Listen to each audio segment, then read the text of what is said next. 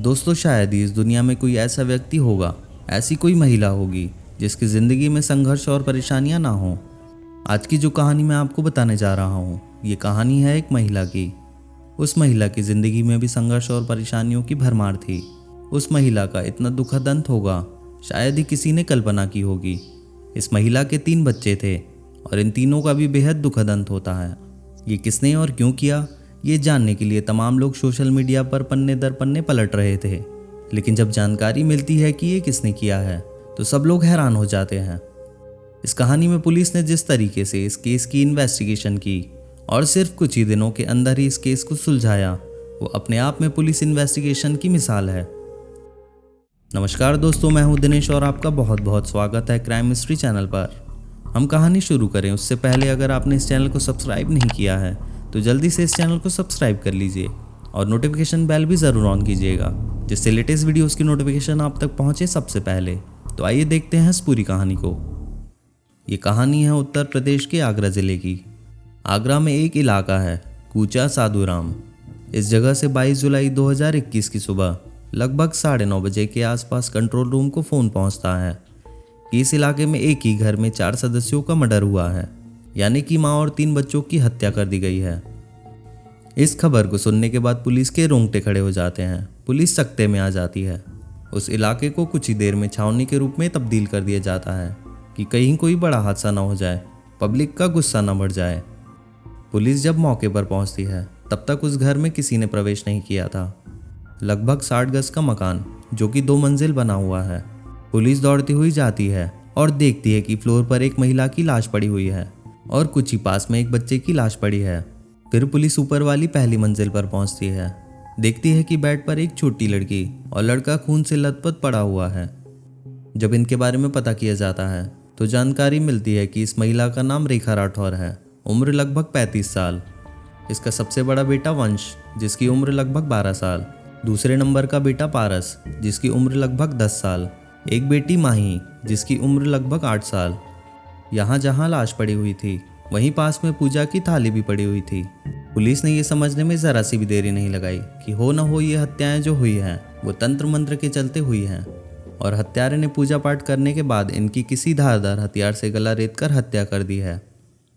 ये खबर अखबारों में, सोशल मीडिया पर बहुत तेज़ी के साथ फैल जाती हैं और आगरा ही नहीं बल्कि आसपास के ज़िलों की सीमाओं को पार करती हुई फिर प्रदेश और देश भी पार कर जाती है। हर कोई जानना चाहता है कि इस महिला को किसने और क्यों मारा है। पुलिस तंत्र मंत्र पर ज़्यादा देर नहीं टिक पाई क्योंकि इस एंगल पर पुलिस फेल हो चुकी थी। रेखा की सोशल मीडिया से जुड़े हुए कुछ लोगों से बातचीत होती थी। उनके बारे में भी पन्ने दर पन्ने पलटे, लेकिन यहाँ से भी पुलिस को कोई सफलता नहीं मिलती है। फिर इसके पति के बारे में जानकारी जुटाई जाती है तो पता चलता है कि 2 साल पहले पति से तलाक हो चुका है और हिस्से में यही 60 गज का मकान और लगभग 7 लाख रुपए मिले हैं। पुलिस और भी गहराई से जानने की कोशिश करती है। आसपास के लोगों से भी पूछताछ करती है तो पता चलता है कि महिला का व्यवहार बहुत अच्छा था। आसपास के लोगों के प्रति कभी किसी से झगड़ा नहीं किया। परिवार की ज़्यादा दखल भी इस घर में नहीं है। फिर सफाई वाले से लेकर दूध वाला, बिजली वाला, प्रेस वाला, स्कूल, सभी एंगल्स को पुलिस बारी बारी से तलाश करने की कोशिश करती है, मगर पुलिस के हाथ कुछ नहीं लगता। फिर भी पुलिस ने लगभग 50 से ज़्यादा लोगों को हिरासत में ले रखा है और पुलिस कोई चांस छोड़ना नहीं चाहती। लेकिन एक एक दिन करके दिन गुजरते चले जाते हैं। 21 तारीख की दोपहर 12 साढ़े 12 बजे की ये घटना बताई जा रही थी और 22 जुलाई जाती है। 23, 24, 25 इस तरह से दिन गुजर जाते हैं और लोगों के अंदर एक क्यूरियोसिटी है कि आखिर ये हत्या किसने और क्यों की है। हर कोई इसके बारे में जानना चाहता था। सोशल मीडिया को भी देखा जा रहा था। फेसबुक, ट्विटर, जो भी हाथ लगता उसके बारे में जानने की कोशिश की जाती है। लेकिन पुलिस कहीं ना कहीं अपने आप को असहाय महसूस कर रही थी। लेकिन एक टीम थी पुलिस की जो खुद को असहाय महसूस नहीं होने दे रही थी, बल्कि उनके हाथ कुछ ऐसे सबूत लगे थे कि वो हत्यारे के बहुत करीब तक पहुंच चुकी थी। अब था क्या इसमें एक व्यक्ति सीसीटीवी कैमरे में जाता हुआ कैद हो जाता है। यहाँ एक स्कूटर है जो रेखा राठौर का होता है। रेखा के स्कूटर से ये कौन व्यक्ति जा रहा है, चेहरा नहीं है, लेकिन कद काठी से पहचानने की कोशिश की जाती है। थोड़ा बहुत पता भी चलता है। उसके बाद पुलिस इस महिला की सीडीआर निकलवाती है। सीडीआर में जितने लोगों से भी कांटेक्ट बना हुआ है उन सभी लोगों के कॉन्टैक्ट लिस्ट खंगालने के बाद ये देखा जाता है कि आसपास के लोकेशन में ये कौन लोग थे जब ये हत्या हुई। तब एक नाम सामने आता है जिसकी किसी ने कल्पना नहीं की थी, यानी कि हत्या 21 तारीख को होती है और ये व्यक्ति 22 और 23 को गायब रहता है। 24 के बाद ये व्यक्ति पुलिस के इर्द गिर्द ही घूमता रहता है, पुलिस की जांच में सहयोग करता है। जब पुलिस उसे देखती है तो उन्हें यकीन ही नहीं होता कि शायद ये भी जांच का एक विषय हो सकता है, ये भी कटघरे में शामिल हो सकता है। वो कोई और व्यक्ति नहीं था बल्कि इस रेखा राठौर के परिवार का सदस्य है जिसको ये भाई बोलती है। बचपन से रेखा इसे राखी बांधते हुए आ रही है। पुलिस उसको हिरासत में ले लेती है और सख्ती से पूछताछ करती है।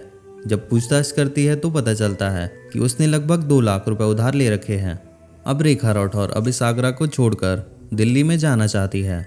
दिल्ली में यहीं अपने बच्चों को पढ़ाएगी लिखाएगी और उन्हें कामयाब इंसान बनता देखेगी।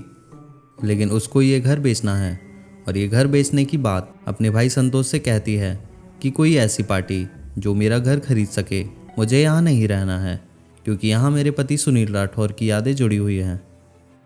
रेखा सुनील राठौर से अलग हो चुकी है पूरी तरीके से। वो इन यादों को हमेशा के लिए ख़त्म करना चाहती है। हालांकि पुलिस की जांच में आता है कि सुनील राठौर जो उसका पति है, उसने तलाक के बाद फिर कभी इस महिला से संपर्क नहीं साधा, इसलिए पुलिस की जो शक की सुइयां थी उससे भी गुजर रही हैं, घूम रही हैं। लेकिन क्योंकि ये कांटेक्ट में नहीं था और अपना ये सब मामला ख़त्म कर चुका था, तो पुलिस उसको ज़्यादा देर तक नहीं रखती। हालांकि हिरासत में रहता है वो अलग बात है।